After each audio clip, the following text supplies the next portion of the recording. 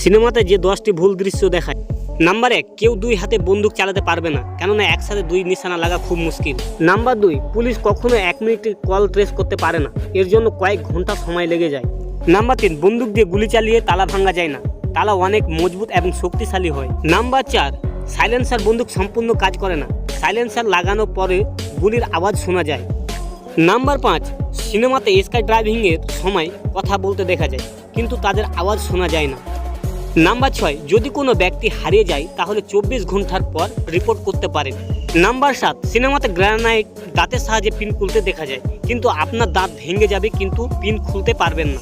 Number 8, যদি কোনো ব্যক্তির হার্টবিট বন্ধ হয়ে যায় তাহলে তাকে আর শক দিয়ে কোনো কাজ হবে না। নাম্বার 9, ক্লোরোফর্ম শুকানোর ফলে মানুষ তাড়াতাড়ি বেহুশ হয় না, এর ফল 5 মিনিটের পর দেখা যায়।